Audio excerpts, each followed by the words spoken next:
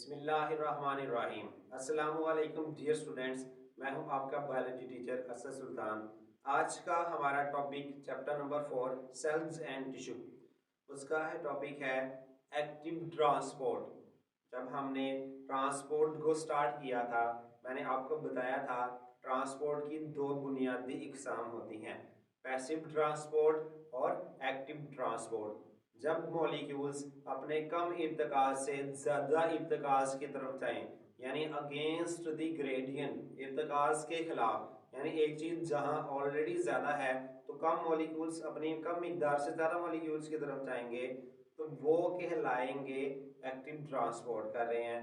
ठीक है। और पैसिव ट्रांसपोर्ट अगर जो है वो मॉलिक्यूल्स अपने ज़्यादा इर्तिकाज से कम इर्तिकाज की तरफ आ रहे हैं तो उसको हम पैसिव ट्रांसपोर्ट कहते हैं।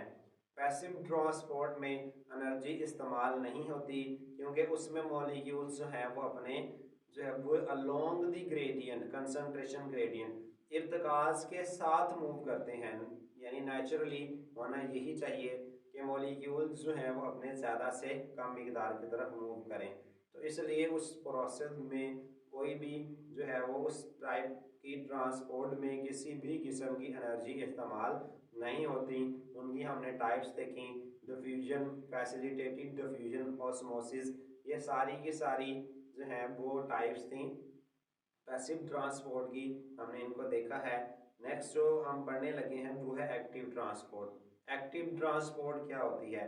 एक्टिव ट्रांसपोर्ट जो है वो मॉलिक्यूल्स का अपने जो है वो लो कंसंट्रेशन से हाई कंसंट्रेशन की तरफ मूव करना है।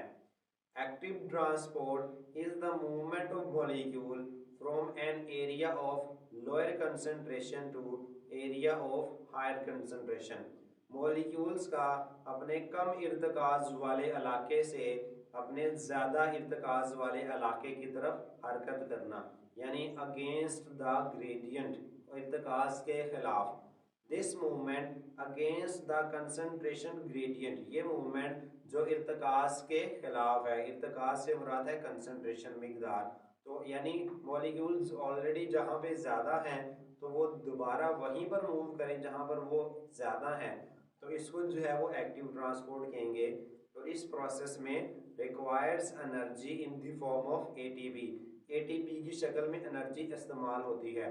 Now what is ATP? ATP क्या होता है? चैप्टर नंबर 7 में हम इसी 9th क्लास में देखेंगे एटीपी क्या होता है। अभी के लिए कि एटीपी जो है वो एक एनर्जी का यूनिट है, एनर्जी की करेंसी है। यानी जैसे हम पैसे इस्तेमाल करते हैं तो पाकिस्तान में जैसे पैसा जो है वो रुपया की शक्ल में इस्तेमाल होता है, 1000 रुपये, 500 रुपये। बाहर की कंट्री में जो है वो डॉलर्स की शक्ल में है। जो इस तरह जो अरब वगैरह है वहाँ दरहम में, दिनार की सूरत में इस्तेमाल होते हैं। तो मुख्तलिफ जो मुल्क हैं वो अपने पैसों को एक ख़ास करेंसी की शक्ल में इस्तेमाल करते हैं। इसी तरह जो एनर्जी की करेंसी है ना, यानी जिस शक्ल में हम एनर्जी को स्टोर करते हैं या एनर्जी को इस्तेमाल करते हैं, उस एनर्जी करेंसी को हम एटीपी कहते हैं, एडिनोसिन ट्राईफॉस्फेट, ये इसकी फुल फॉर्म है। तो एनर्जी जो है वो असल में एटीपी की शक्ल में ही इस्तेमाल होती है और एटीपी की शक्ल में ही स्टोर होती है। मज़ीद डिटेल हम इसकी चैप्टर 7 में पढ़ेंगे। इन दिस प्रोसेस, इस अमल में carrier proteins of cell membrane, cell membrane की कैरियर प्रोटीन्स यानी ट्रांसपोर्ट करने वाली जो प्रोटीन्स हैं, यूज एनर्जी, एनर्जी को इस्तेमाल करती हैं to move molecules against concentration gradient. ठीक है, मॉलिक्यूल्स को इर्तिकाज के खिलाफ हरकत करवाने में। अब जैसे सिंपल एग्जांपल के जरिए हम डायग्राम में देखें तो ये पैसिव ट्रांसपोर्ट है, यानी हाई से लो कंसंट्रेशन की तरफ मूव करना पैसिव ट्रांसपोर्ट कहलाता है। और active transport low to high concentration की तरफ, ये मुश्किल काम है, इसके दौरान एनर्जी बहुत ज़्यादा इस्तेमाल होती है।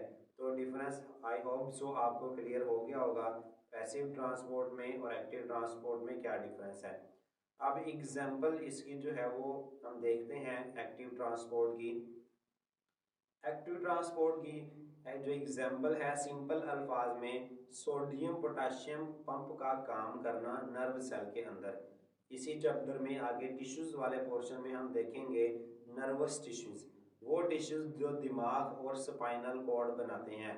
दिमाग का जो आपको पता है स्पाइनल कॉर्ड असल में दिमाग का ही एक इलोंगेटेड हिस्सा है, एक एक्सटेंशन है जो हमारे दिमाग के नीचे वाले हिस्से से शुरू होती है और हमारी पूरी रीढ़ की हड्डी में जो है वो स्पाइनल कॉर्ड मूव करती है, जो कि कमर के निचले हिस्से तक जाती है। आम अल्फाज में हम इसको हराम मगज भी कहते हैं।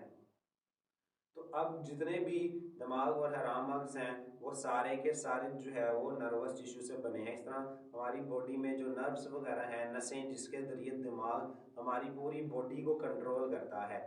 ठीक है, तो हमारी पूरी बॉडी जो है वो दिमाग के अंडर कंट्रोल है। अब कैसे, इसको कॉमन एग्जाम्पल के साथ समझते हैं। जैसे कि किसी बिल्डिंग का मेन स्विच होता है, घर में नॉर्मली जो इलेक्ट्रिसिटी का सिस्टम है वो एक मेन स्विच के साथ कनेक्ट होता है जो यूजुअली मेन गेट के पास लगा होता है।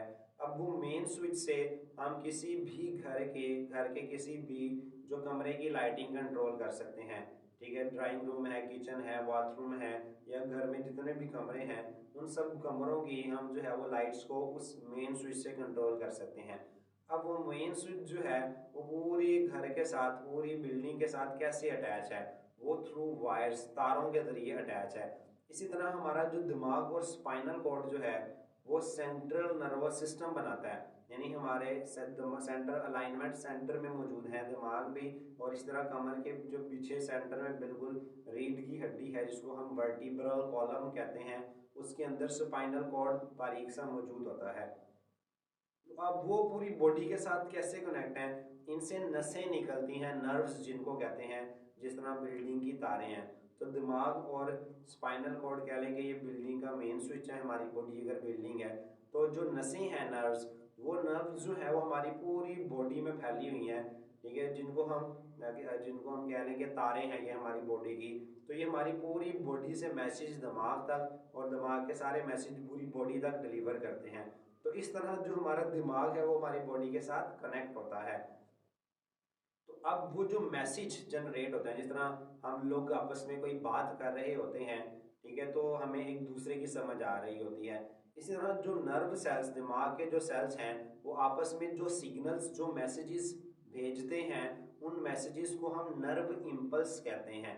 ठीक है, ये असल में छोटे छोटे इलेक्ट्रिकल सिग्नल, बिजली की जो है वो सिग्नल होते हैं। अक्सर औकात जब हम बैठे होते हैं या हमारी जो एल्बो है जो कोनी है वो हमारी किसी चीज़ के साथ टकराती है, तो हमें यहाँ पर करके बाजू के किनारे पर हमें झटका लगता है, करंट लगता है। वो असल में इलेक्ट्रिकल सिग्नल्स होते हैं।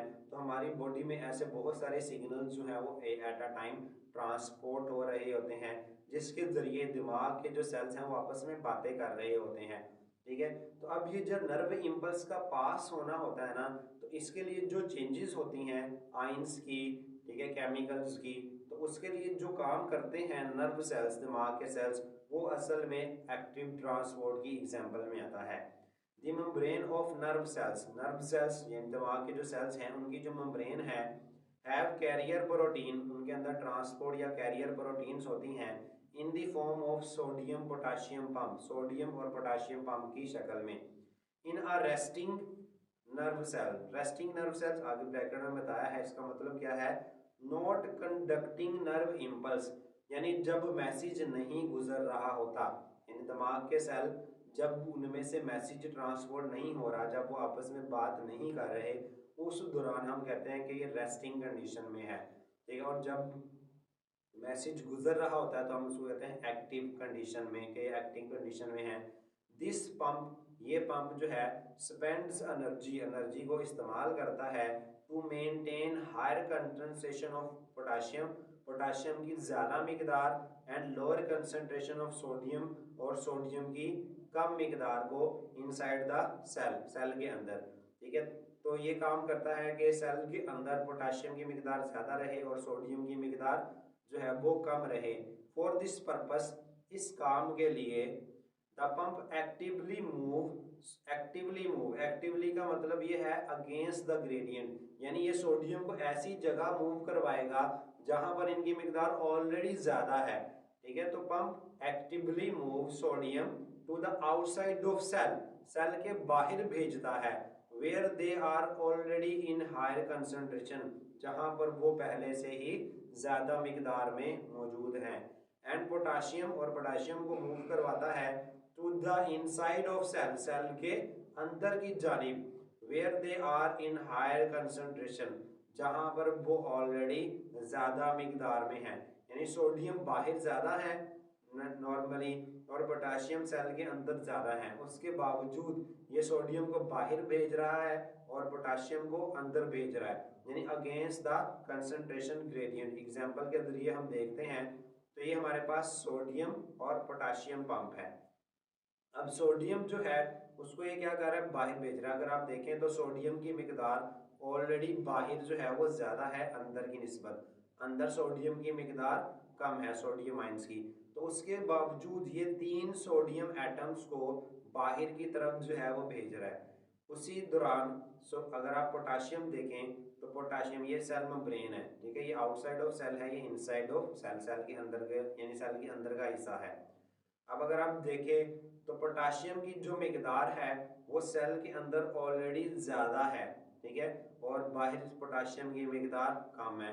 उसके बावजूद ये क्या कर रहा है, पोटाशियम को बाहर से अंदर की जानिब ज़्यादा जो है वो भेज रहा है। तो पोटाशियम जो है वो अंदर से बाहर से अंदर भेज रहा है, सोडियम जो है वो अंदर से बाहर भेज रहा है, ठीक है। तो सोडियम मिकदार में बाहर ज़्यादा है, उसके बावजूद बाहर भेज रहा है, पोटाशियम ऑलरेडी अंदर ज़्यादा है तो अंदर भेज रहा है। तो ये एक्टिव ट्रांसपोर्ट है, ठीक है, जिसके जरिए जो है ये जिसमें एनर्जी इस्तेमाल होती है, यानी मॉलिक्यूल्स का अपने कम इर्तिकाज से ज़्यादा की तरफ जाना, ये एक्टिव ट्रांसपोर्ट कहलाता है।